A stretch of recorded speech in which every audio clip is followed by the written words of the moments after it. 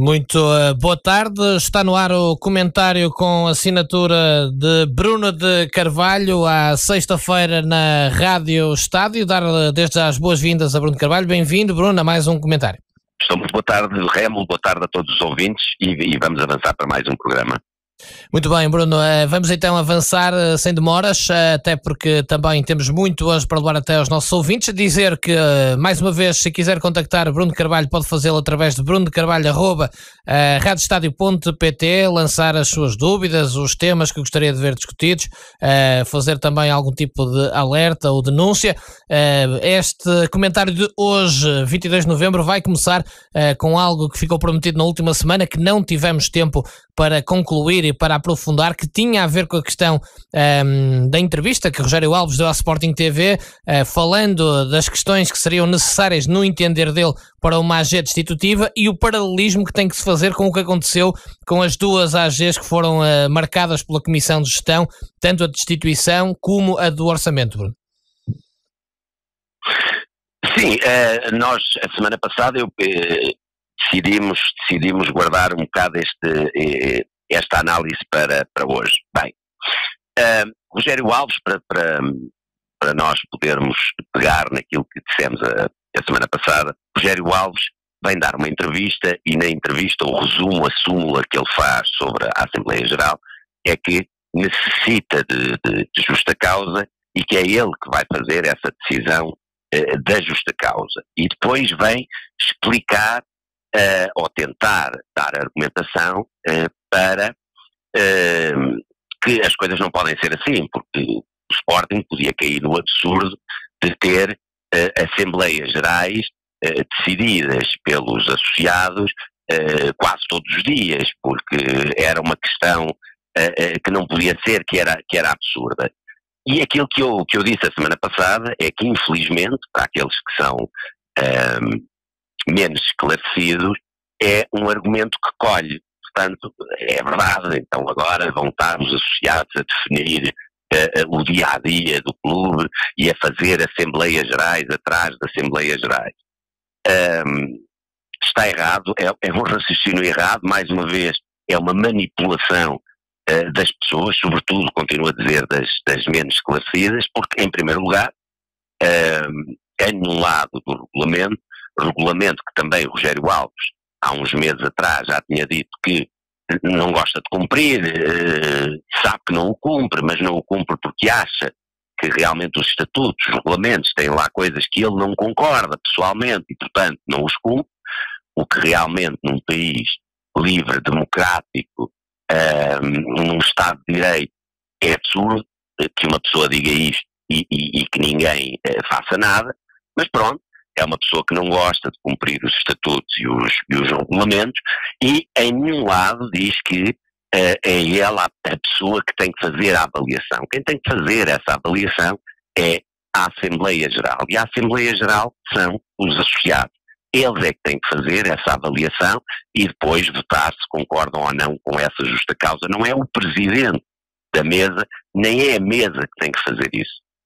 Em segundo lugar, também não colhe para os mais esclarecidos o argumento de que, bem, isto as pessoas podiam fazer todas as Assembleias Gerais que quisessem, todos os dias. Não, não podem. Por isso é que existem estatutos, por isso é que existem regulamentos, por isso é que existem regras da necessidade que essas pessoas têm de juntar um determinado número de votos, são 1000, e a verba para pagar essa Assembleia Geral. Portanto, não entra na cabeça de ninguém que as pessoas com temas absurdos, que não tivessem importância nenhuma, conseguissem juntar 1000 votos e que fossem gastar, despender do seu dinheiro 20 mil, 50 mil, 100 mil euros para a realização de uma Assembleia Geral cujo motivo fosse absurdo e não fosse um motivo que os associados não quisessem ver discutido.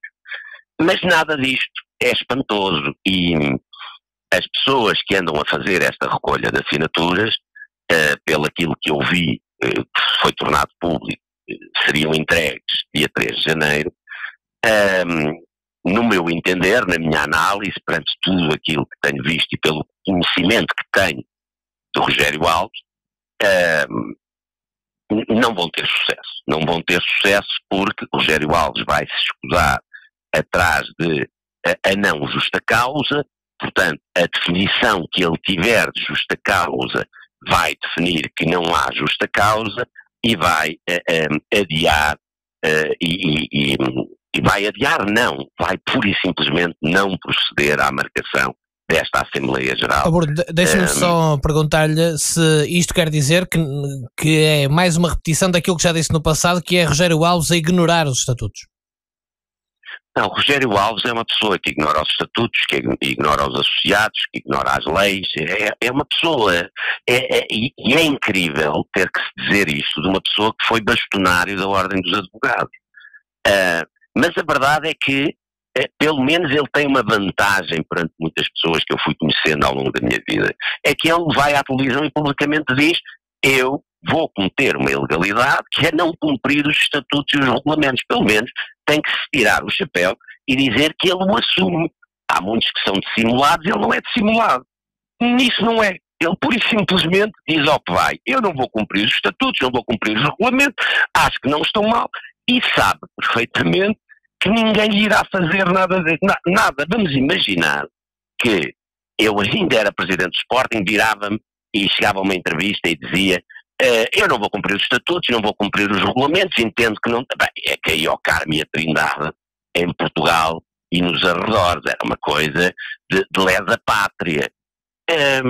O Rogério Alves pode fazê-lo, e portanto, se pode fazer uma coisa com esta gravidade, que é publicamente dizer que eu sou o maior, não cumpro nem estatutos nem regulamento, e ainda por cima digo em público e nada me acontece, não tem consequência absolutamente nenhuma, muito mais fácil ele vai estar para canto uma Assembleia Geral, ainda por cima quando tem o argumento tão fácil para manipular a opinião daqueles que são menos avisados, menos alertados, menos conhecedores, que é: já viram o absurdo? Isto é um absurdo. Quer dizer, as pessoas têm que gerir, as pessoas têm que deixar as pessoas trabalhar, as pessoas foram eleitas, isto por absurdo, todos os dias tinham que estar numa Assembleia Geral e não se pode gerir um clube desta forma. Bem, as pessoas, continuo a dizer, as menos avisadas,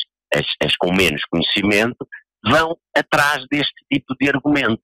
Portanto, temos que chegar à conclusão que existe um conjunto de pessoas que acha por bem que não se cumpram estatutos e regulamento e não se dê a voz aos associados para discutir assuntos que eles acham de grande pertinência. Isto fazendo o paralelismo com aquelas duas AGs que eu citei na introdução, há aqui diferenças, não é?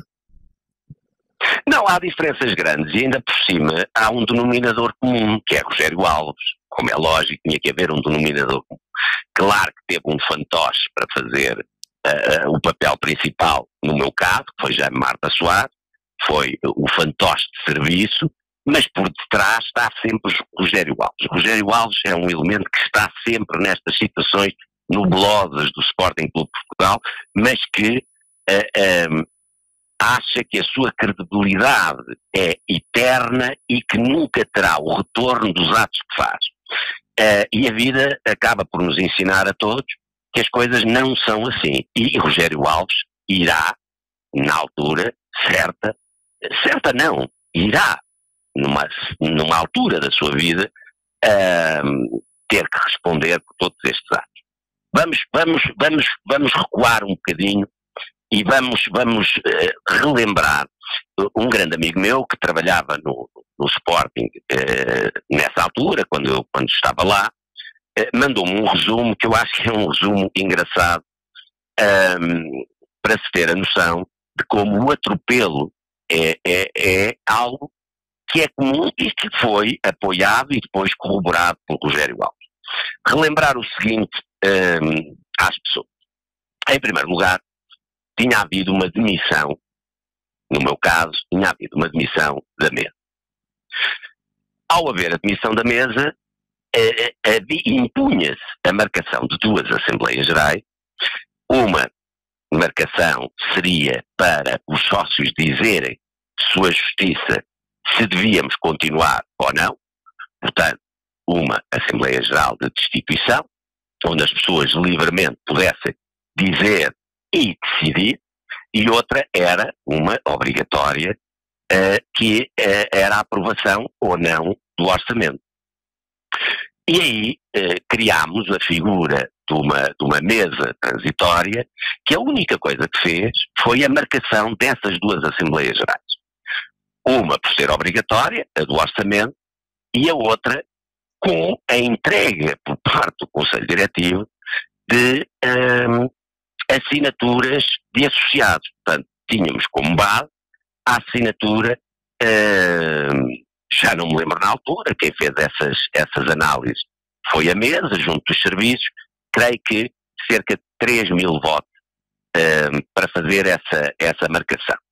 Portanto, deixar na lembrança das pessoas que a própria direção quis marcar uma Assembleia Geral com esse intuito e quis marcá-lo cumprindo os estatutos e fazendo tudo, como se costuma dizer, by the book, entregando os serviços, fazendo a sua análise das assinaturas e dos respectivos votos, e isto foi impedido.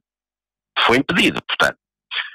Se havia boa-fé, e se a boa-fé seria os associados do Sport poderem tomar uma decisão sobre o destino do Conselho Diretivo, foi-lhes impedido que o fizessem por quem cumpriu os estatutos, por quem apresentou as coisas certas, e depois foi feita da seguinte forma por Jaime Marta Soares.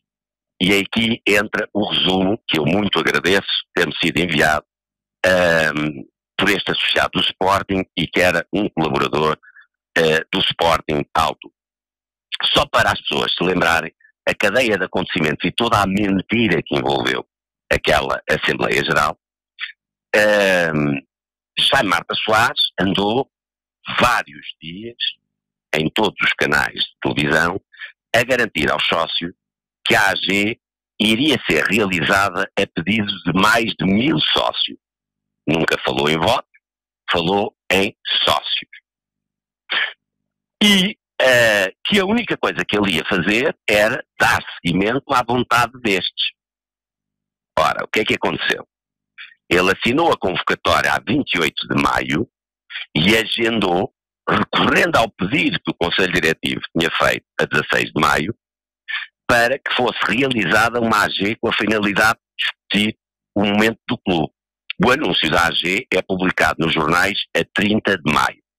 E é nesse mesmo dia, no dia 30 de maio, 2 dias depois de ter sido feita a convocatória, que Jaime Marta Soares foi a Alvalade dizendo que queria reconhecer as assinaturas dos sócios que estavam a requerer a convocatória de uma AG que entretanto já estava agendada. Não sei se fui claro. Totalmente, portanto, Bruno, totalmente. Jaime Marta Soares apoia num conjunto de assinaturas, diz que vai dar seguimento à vontade desses associados, mas só aparece em Alvalade para validar, portanto, para saber se tinha as ferramentas para fazer essa marcação, 2 dias depois de a ter feito. Portanto, Jaime Marta Soares fez a marcação sem sequer saber se tinha ou não os elementos que não tinham sido validados pelos serviços para fazer essa marcação. Mas mais, ele continuou a dizer até 22 de junho que a AG era feita a pedido dos sócios, mas tal como está consagrado nos estatutos, no dia 23, data da Assembleia, em momento algum ele disse se estavam ou não presentes 75% dos signatários desse pedido da AG. Isto é, o que é que mandam os estatutos, o que é que mandam os regulamentos, quando se faz uma Assembleia Geral a pedido dos associados, 75% das pessoas que assinam esse pedido é mais uma garantia que não se façam essas AGs que o Rogério Alves apelidou de absurdas todos os dias. 75% das pessoas que assinaram e que foram corretamente validadas têm que estar presentes. Ora, nunca foi dito por Jaime Marta Soares, na Assembleia Geral do dia 23, que estavam presentes esses 75% dos signatários do pedido da AG. E isto é tudo um atropelo que acaba em Rogério Alves. E acaba em Rogério Alves porquê? Porque até ao dia de hoje, Rogério Alves e diz publicamente que não o faz, ponto final, não faz.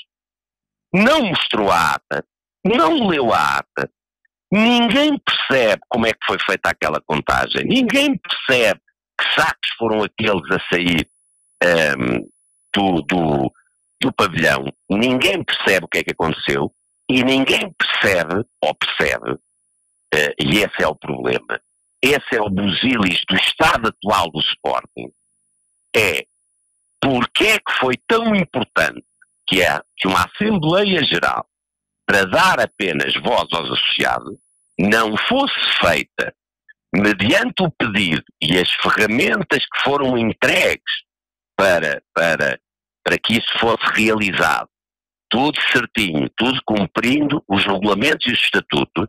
Porque é que houve necessidade de não ser essa Assembleia Geral, mas ser uma que afinal toda a gente vem perceber que os resultados são estranhos, que não são explicados, cuja ata que está nos estatutos e nos regulamentos que tem que ser do conhecimento não é, já passaram mais de ano e meio, não é dado conhecimento. Portanto, Rogério Alves, desde o primeiro dia das célebres Assembleias Gerais de destituição e de afastamento de sócio, desde o primeiro dia, que é um elemento que não tem problema nenhum em dizer que não lê a ata, não explica todas estas situações aos sportinguistas, corroborou uma situação que eu acabei de dizer, que feriu todos os estatutos e todos os regulamentos do Sporting,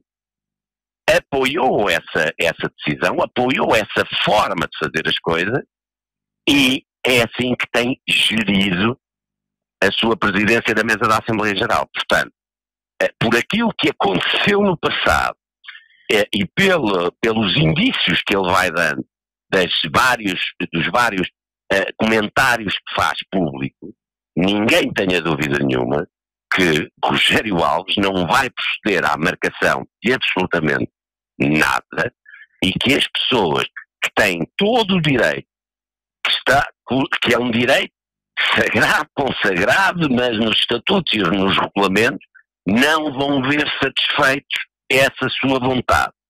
Porque Rogério Alves, assim como quem o antecedeu, são pessoas que não cumprem, nem querem cumprir e dizem-no aquilo que são os estatutos, aquilo que são os regulamentos e muito mais não estão minimamente preocupados com o que é a vontade e com o que é o poder de decisão que os associados têm e que pura e simplesmente são relegados para segundo plano, sendo que, afinal, para que é que vale a pena se ter 170, 180 mil sócios, se afinal só vale a vontade de um, que é o Presidente da Mesa da Assembleia Geral.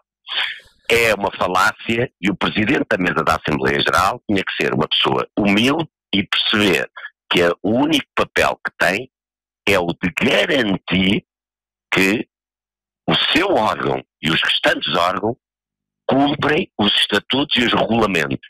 É só essa a sua missão. Quando ele é o próprio que diz publicamente que não o faz, algo está muito errado no Sporting. E se calhar, se todos os comentadores que andam a comentar a vida do Sporting e que confundem alhos com bugalhos sobre o que é que realmente se está a passar no Sporting e fazem assunções tão diretas, não, tudo o que se está a passar no Sporting tem a ver com Alcochete. Se calhar, se as pessoas parassem um bocado e quisessem ser honestas intelectualmente, percebiam que a forma como foi feita a Assembleia Geral de Destituição, a forma como foi feita a Assembleia Geral de Decisão de afastamento de associado de sócios do Sporting, neste caso, eu e o Alexandre Godinho.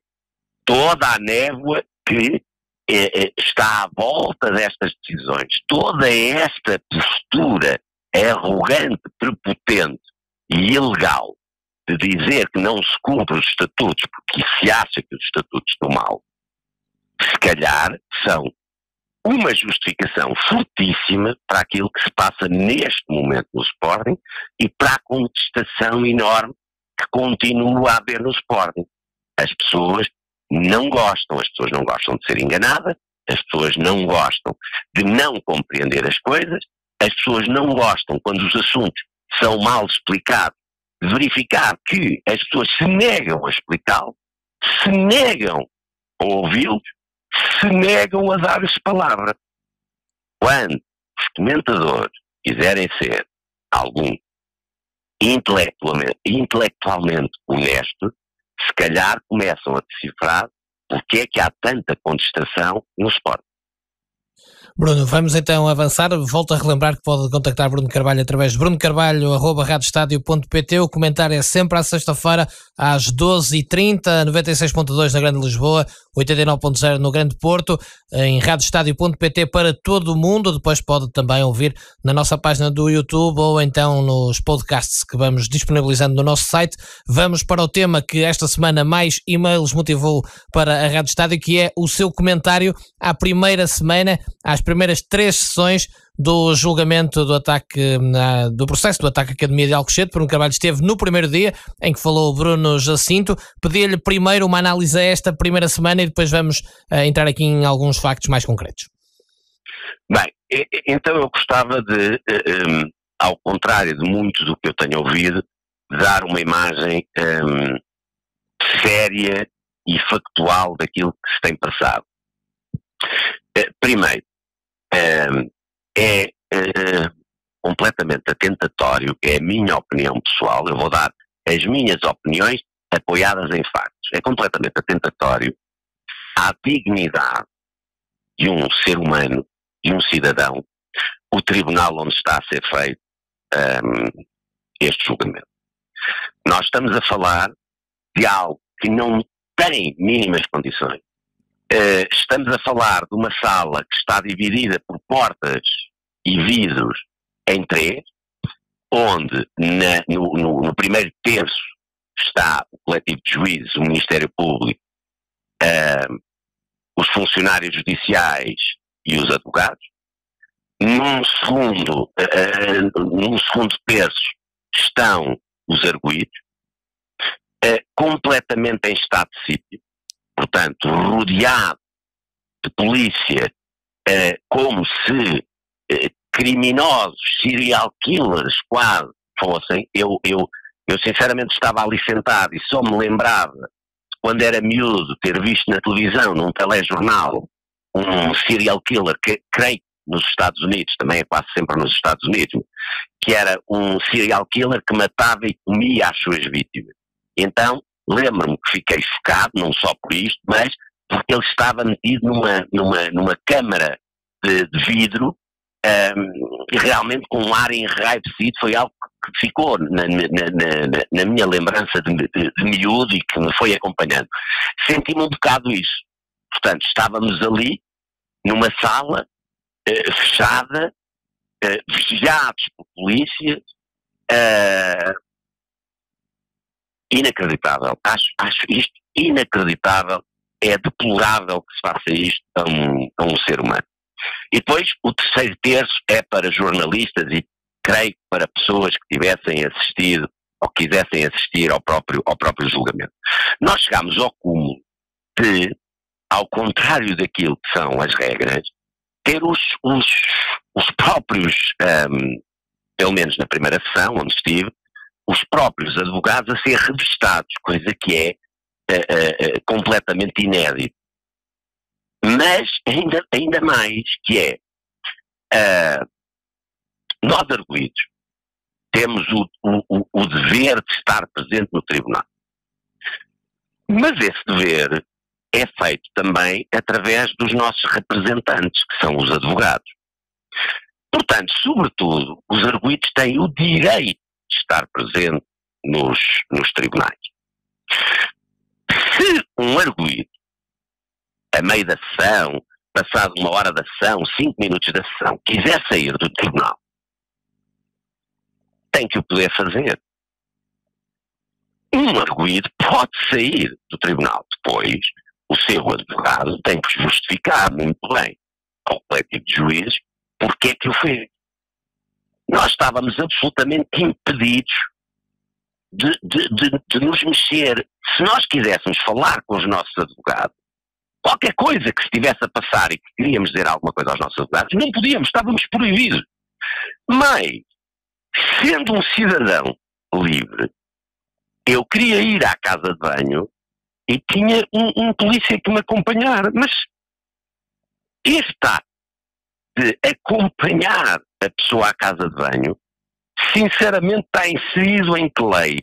Está inserido em que medida e em que enquadramento de um Estado de Direito? Então alguém que está livre, que está com o estatuto de arguido, com a presunção de inocência, deveria estar, já falaremos disso mais à frente, para ir à casa de banho tem que ir um polícia acompanhá-lo à casa de banho.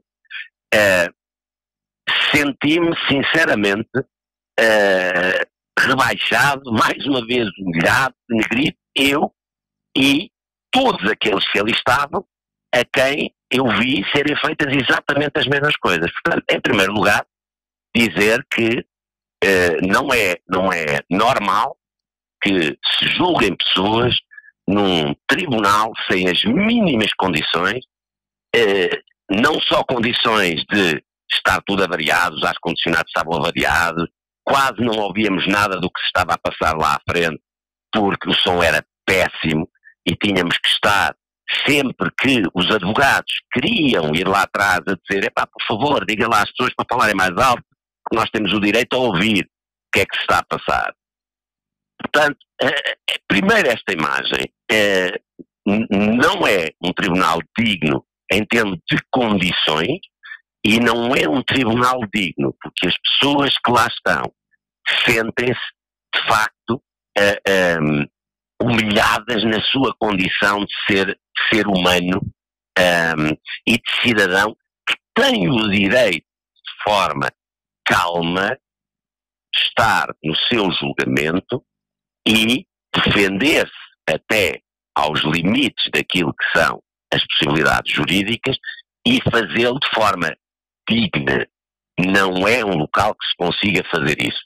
E creio que tenho pena de não ver as pessoas a falarem nisto, porque as pessoas merecem dignidade. E é algo que tem faltado muito a este processo, é o respeito pela dignidade das pessoas que, de forma voluntária ou involuntária, estão envolvidos neste processo. Portanto, este é logo o meu primeiro comentário, que não vi, infelizmente, ser abordado por absolutamente ninguém, quando eu acho que é fundamental um Estado português, dar condições para que os juízes, os advogados, os arguidos e quem vai terem condições dignas para que se processe um julgamento. Em segundo lugar, dizer aquilo que vi no primeiro dia. E o que é que eu vi no primeiro dia? Bruno Jacinto decidiu ir falar, falou, e há uma certa altura em que lhe é perguntado sobre a célebre frase do façam o que quiserem. E Bruno Jacinto diz qualquer coisa como no meio de uma série de pessoas pareceu-me ouvir alguém a dizer, não sei quem, também não sei para quem, que o Presidente tinha dito façam o que quiser. Não falou do enquadramento, não conseguiu dizer quem é que tinha dito e para quem é que tinha dito. Ora, este foi o grande resumo do primeiro dia. Mas o que é que se passou logo de seguida? Foi sair do tribunal e perceber no próprio dia e no dia seguinte que as versões ao que tinha sido dito eram várias, 2 ou 3, com especial relevância para o Correio da Manhã, como é óbvio. É uma parte deste processo importantíssimo ao Correio da Manhã.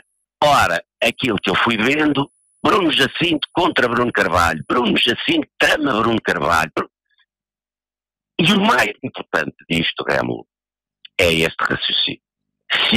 Se o coletivo de juízes ouviu perfeitamente o que foi dito, se está gravado para que o coletivo, a qualquer altura, se tiver alguma dúvida, possa ir ouvir, e se isto foi o que foi dito lá dentro, porque é que há órgãos de comunicação social que teimam em mentir cá fora? Teimam em mentir que é para convencer os juízes? Não. Não vão convencer os juízes. Os juízes ouviram em primeira mão e os juízes têm as gravações para ir ouvir. Não. Então, não é para influenciar os juízes. Não podem, não conseguem influenciar os juízes. Então, para que é que se vai mentir? Para se continuar o linchamento e a humilhação pública de uma pessoa de seu nome Bruno Carvalho. Bruno, a informação que nós tivemos... Não há... Rémulo, Rémulo, você é jornalista. Dê-me o Rémulo, por favor, outro tipo de justificação para um jornalista que ouve uma coisa vir cá para fora dizer outra. Qual é a justificação? Houve mal? Portanto, os jornalistas específicos daquele canal de televisão e de órgão de comunicação social ouvem sempre mal. Portanto, não é para humilhar, não é para denegrir. Um jornalista que ouve uma coisa e diz diferente, qual é o objetivo? Bruno, isso apenas os jornalistas da CMTV poderão responder. Deixe-me só colocar-lhe uma questão concreta. O que, pelo menos também da nossa parte, foi falado foi que Bruno Jacinto falou, sim, que tinha avisado, mas André Geraldes, não Bruno Carvalho. Ele diz que avisou André Geraldes e a impressão que fica é que André Geraldes não terá dado a devida importância ao assunto, mas também Bruno Jacinto disse que nunca pensou que aquilo pudesse acontecer, que pensava que eles iam lá só para tirar umas ideias, umas satisfações com os jogadores, mas sem violência. Mas Bruno Jacinto não disse que lhe comunicou assim, disse que comunicou a André Geraldes. Não sei se foi isso também que dentro da audiência lhe fica claro. Certo, Remo, certo. É verdade. Tudo o que acabou de dizer é verdade. Foi exatamente assim que Bruno Jacinto disse. Mas deixe-me dizer uma coisa, que eu depois ouvi o meu advogado no final.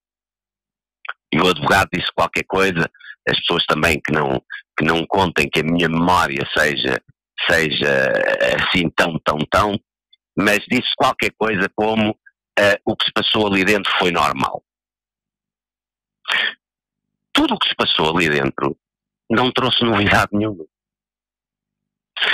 E essa é a gravidade que eu gostaria de transmitir às pessoas. Nada daquilo foi novo. Nada.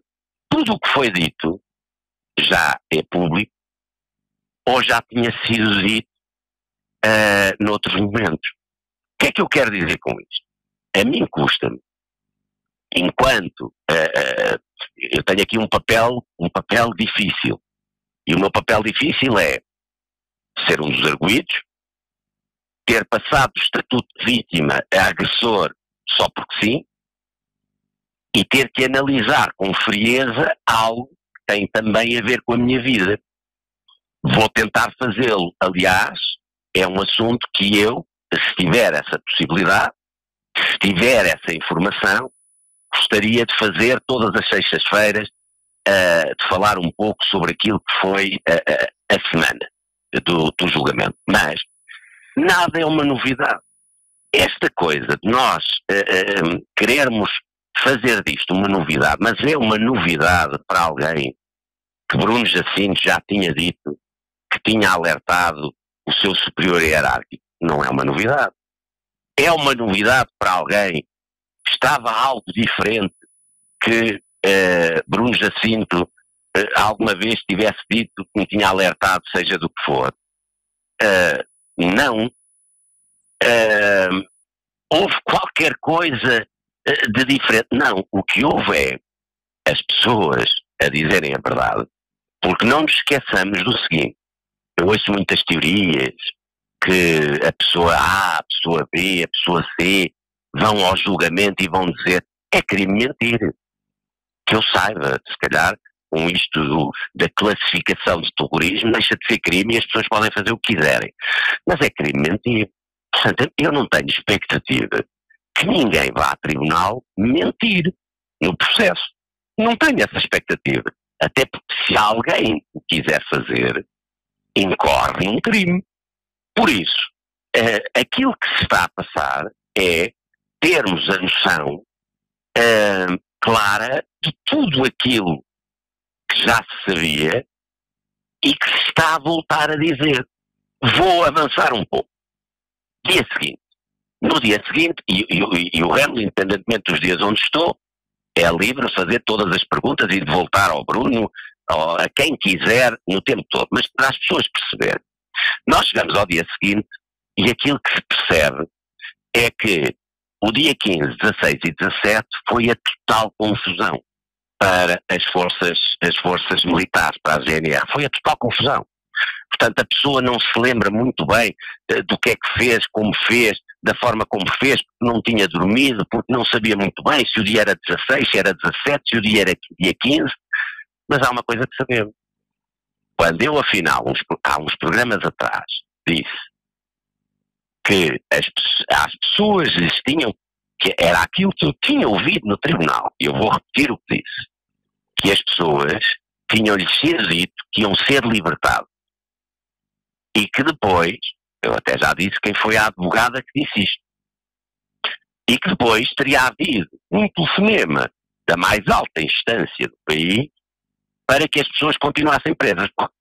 O que é que aconteceu no segundo dia? Percebemos que está penso ao processo, creio que são 28 autos de libertação, portanto, é verdade que as pessoas foram libertas a certa altura, no papel. Acontece então que, como não estão lá os autos de libertação assinados, como não foram libertadas, agora vêm os advogados e perguntam se durante aquelas 4 horas em que houve o auto de libertação assinado, se as pessoas estiveram presas ilegalmente ou não. E nós podemos pegar nisto e dizer assim, bem, lá entramos todos em questões técnicas, eu não quero entrar em absolutamente nada. Eu quero que as pessoas tenham noção de quando eu digo, e muita gente o faz, mas quando eu digo que tenho medo da justiça, que este processo me deu medo da justiça, é porque tenho razões para ter medo da justiça. A forma como as coisas foram feitas podem deitar abaixo todo este caso, e isto, quem eu disse, são analistas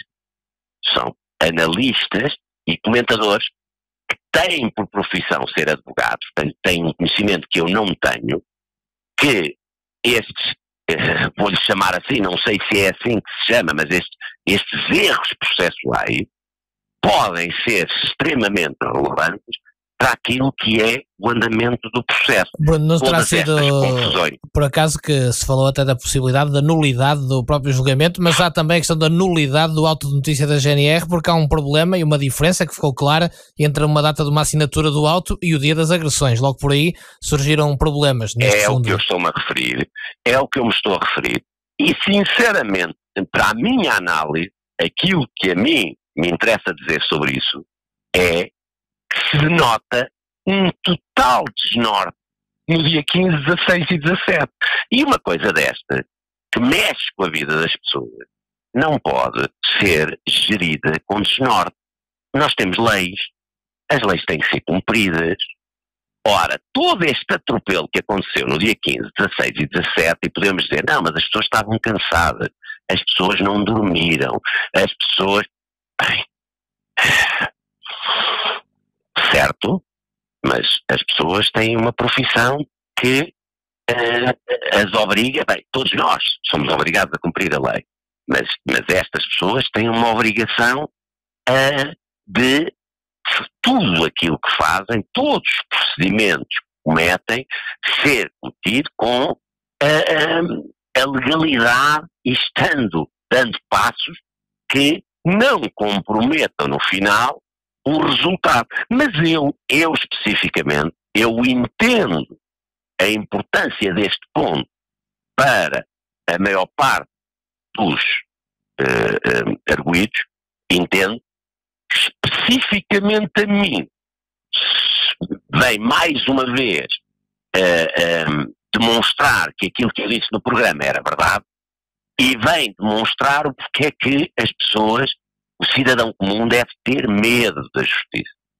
Deve ter medo. E agora, continuo a dizer, podendo nós andar para trás e para a frente. Sim, que eu sobre o terceiro dia tinha algo muito específico para lhe perguntar, Bruno. Não, mas só para fazer aqui um encadeamento que eu acho que é importante. Então, porquê é que as pessoas devem, de facto, ter medo? Porquê é que tudo isto que está a acontecer demonstra claramente que as pessoas devem ter medo? Então, verifique. Existe uma pessoa que está presa faz meses. E está presa porque apareceu no processo, eu achava que era 13, agora li 15, se me tiver errado, peço desculpa, vou agora utilizar os 15 gramas de droga. Portanto, a pessoa está presa por isso, posse de droga. E, a certa altura, é perguntado assim, creio que ao chefe da investigação. Então você sabe quem é a pessoa? Claro, Mustafa, Musta e Terror. É uma bonita identificação. Mustafa, Musta ou Terror. Então, e sabe quem é que era a droga que foi apreendida? Resposta de uma pessoa que teve a seu cargo uma investigação, e mesmo que não tenha tido a seu cargo uma investigação, que fez parte deste processo. Resposta. Minha que não era de certeza. Isto é assustador. Isto é assustador. Como é que alguém ligado a uma investigação, onde existe uma pessoa, que lá porque lhe chamam Mustafa, Musta ou Terror, que está presa há meses, e quando questionam, mas você sabe quem é a droga, responde, minha que não era de certeza. Isto, independentemente do que é que as pessoas acham do Bruno Carvalho, do Nuno Mendes, do Fernando Mendes, dos 44 arguidos, isto é algo que pode acontecer ao cidadão comum que nos está a ouvir. Um dia pode acontecer assim, ou um filho seu, ou uma filha sua. Isto pode acontecer. Pode acontecer, chegar-se a tribunal, verem-se a si próprios envolvidos, ou um familiar seu, ou um filho seu, e de repente ver a pessoa dizer, minha é que não era de certeza. Portanto, a investigação não sabe quem é, mas a pessoa está presa há meses. Isto é o assustador desta semana. Isto é o assustador desta semana. Como é que nós podemos confiar no país onde vivemos e percebermos de uma vez por todas os atropelos que têm sido feitos à justiça, mas sinceramente aquilo que eu gostava é que as pessoas de uma vez por todas, e aqui falo aos órgãos de comunicação social, metessem a mão na consciência e independentemente das quesilhas que tenham com as pessoas, digam as coisas como deve ser. Não é justo, não é normal que uma pessoa esteja em casa, sozinha ou com a sua família, e veja uma SIC a dizer, neste julgamento estão a ser julgados mais de 4.000 crimes. O que é que isto significa? Significa que o jornalista sabe fazer contas de merceeiro? Portanto, o jornalista pegou e fez 98 crimes, bem, vou arredondar para 100. 100 vezes 44 arguidos, está a 4.400. Bem, mas como os crimes, pois eu nem percebo nada disto que estou a fazer, vou dizer mais de 4.000. Mas, sinceramente, isto é forma de se informar as pessoas. Isto é forma de sermos justos com as pessoas. O que está em causa são, eu vou ver se não falho em termos do nome técnico, porque em termos de ideia não vou falhar de certeza.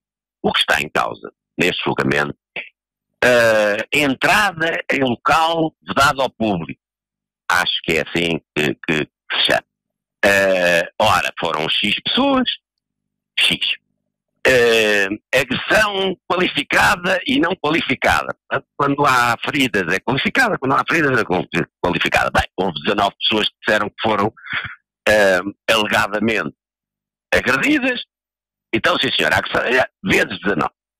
Sequestro, portanto, dizem que eram 38 pessoas que lá estavam, esses 38, e depois aparece posse de arma ilegal.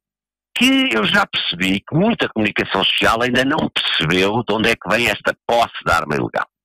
Pois a posse de arma ilegal vem de um dos arguidos. Um dos miúdos vive em casa do avô. E o avô tem tesouras agrícolas. E essas tesouras agrícolas do avô foram consideradas posse de arma branca. E lá levámos todos com posse de arma branca pelas tesouras agrícolas do avô de um dos arguidos. E depois, a tal posse de droga, que afinal é uma posse de droga, mas que a única coisa que a investigação sabe é que não é da pessoa que estava à frente da investigação. É a única coisa que sabe. É que não é, pelo menos foi o que disseram em tribunal, é que não é do investigador. Depois temos coisas como, vi isto na TVI, Bruno Jacinto agora mudou aquilo que disse, porque numa altura disse que Bruno Carvalho teria dito façam o que quiserem aos jogadores, no dia de hoje disse façam o que quiserem. E quando lhe foi perguntado se era aos jogadores, disse não faço a mínima ideia, foi façam o que quiserem. Remate da jornalista que fez a peça. Mas isto não altera em nada o sentido da frase. Mas, em primeiro lugar, a pessoa sabe qual era o sentido da frase? A jornalista sabe qual era o sentido da frase? Para se rogar no direito de dizer tamanha parvoíce numa peça jornalística. Eu alguma vez neguei, sinceramente estamos com coisas, mas é para provar o quê? Eu não percebo. Isto é para provar o quê? Eu já disse em tribunal que eu disse, expliquei o contexto e foi aceito pelo juiz Carlos Delca, tanto que me libertou, dizendo claramente que nem os posts, nem esta frase podiam ser considerados como causa para o que aconteceu dia 15 de maio. Isso já foi dito, mas o que é que se anda aqui a tentar? Sinceramente, anda-se aqui a tentar o quê?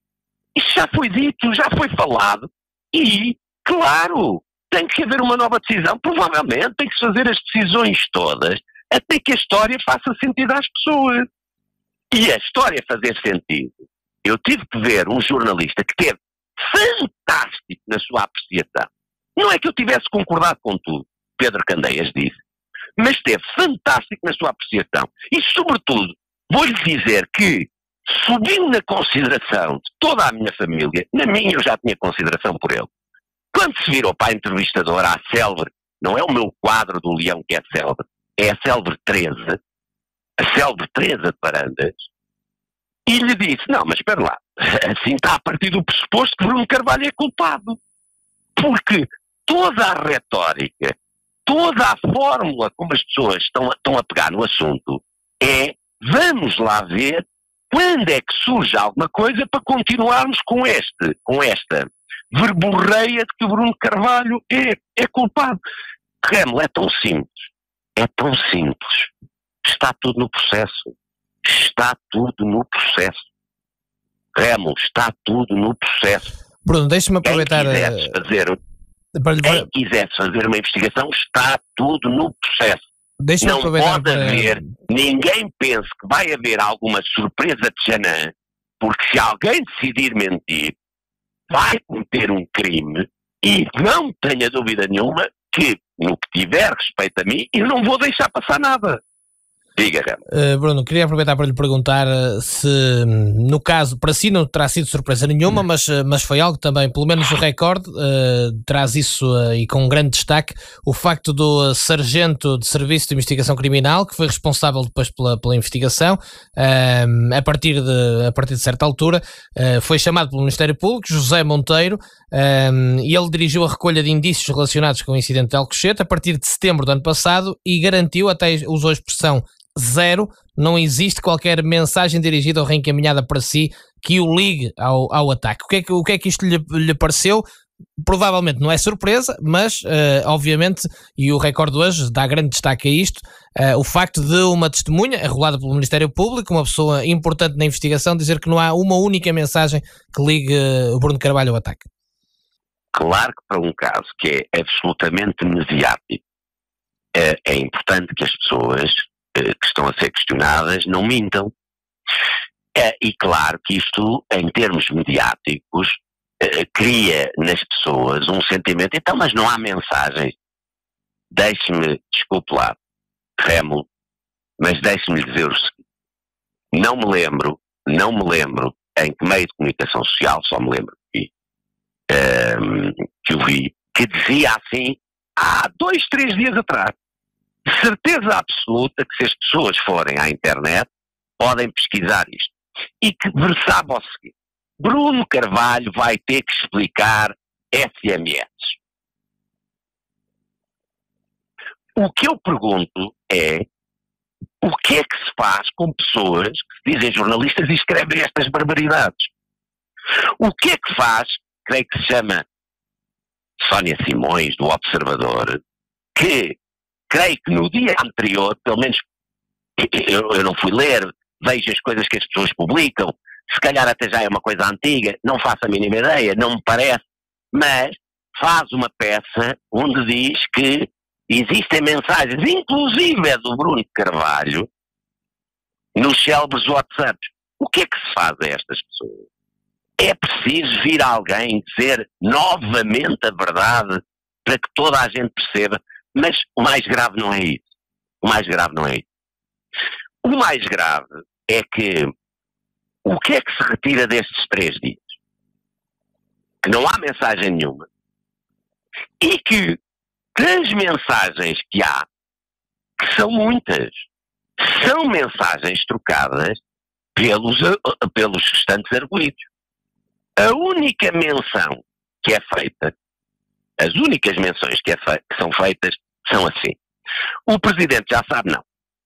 Segunda, não deixem chegar isto a Alvalade, porque senão já sabem que vão boicotar tudo. Terceira, Bruno Carvalho é um idiota, é um parvalhão e tem que cair. Quarta, também vai ter que levar. Portanto, neste momento, sendo que essas provas existem no processo, está-se à espera que haja agora aqui um milagre de alguém que venha dizer o quê quando as mensagens estão todas lá. As mensagens estão todas lá. E porquê é que há comunicação social que continua a insistir que há de haver uns arrependidos, que o testemunho da ABCOD é com ser fundamentais? Então, mas e as provas que lá estão? Então, sinceramente, em nenhum lugar se fala, antes pelo contrário, em nenhum lugar se fala que estão a fazer aquilo por um plano ordilado e feito e que já tem autorização. E sinceramente não há em lado nenhum, e é agora um passarinho que vai cair do céu e que vai dizer, não, foi o Bruno Carvalho. Então, é assim?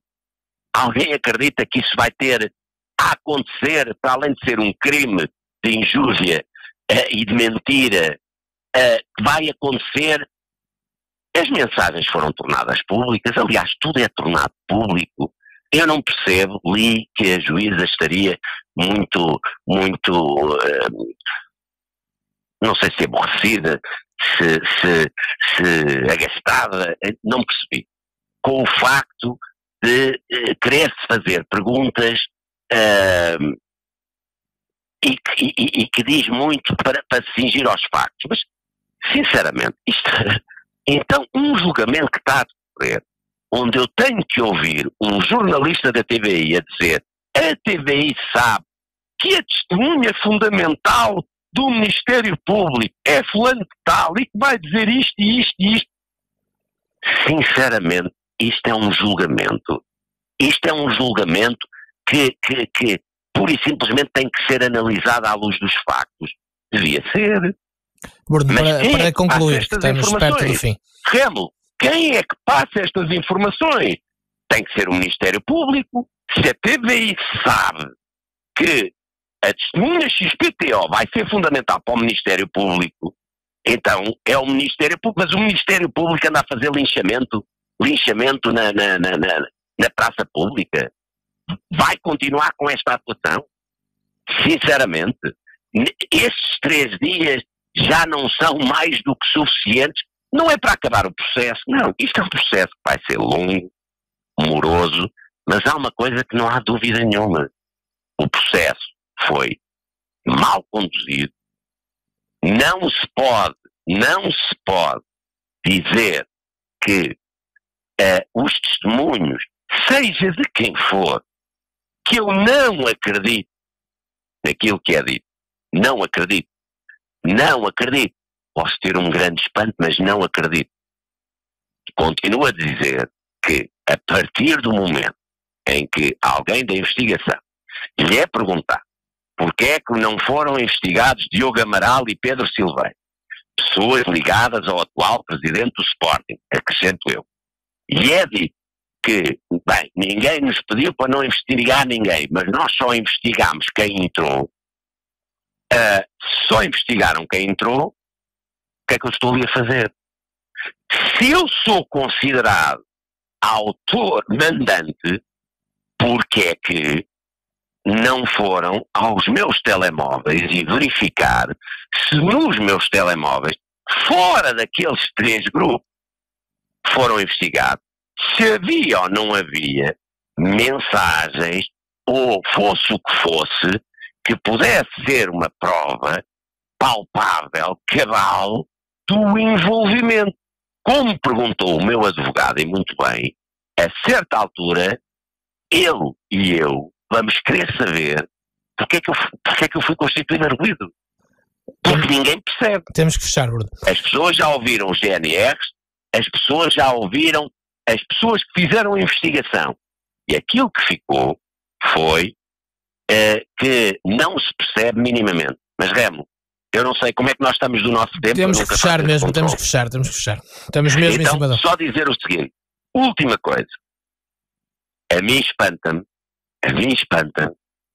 e espanta de certeza Portugal inteiro e quem esteja a acompanhar pelo mundo inteiro neste processo, que questionado o responsável da investigação sobre o telefonema ou os telefonemas que William Carvalho fez para um dos arguidos, que estão descritos no apenso E35, e que no apenso E35, lido por mim, está lá escrito, é com bastante estranheza que se verificam estes contactos do atleta William Carvalho para o arguido Elton Camará, mais conhecido por Aleluia.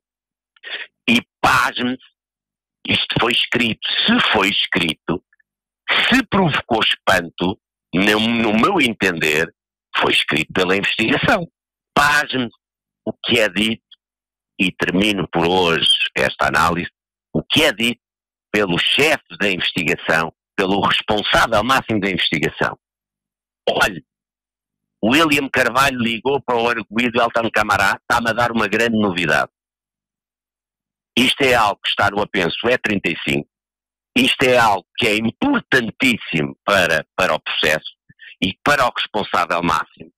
Para o responsável máximo, uma coisa que foi escrito pela investigação, que está no processo, que está no apenso E35, foi uma grande novidade que o advogado que lhe fez a questão lhe deu. Vou voltar a repetir o que já disse, juntar a palavra justiça a esta investigação ou este processo, isso sim é criminoso e pode ser classificado como terrorista. Um forte abraço a todos os ouvintes. Para a semana cá estaremos a analisar mais as novidades do mundo do desporto. Um grande abraço a Bruno de Carvalho, até para a semana. Fica por aqui o comentário com a assinatura de Bruno de Carvalho desta sexta-feira.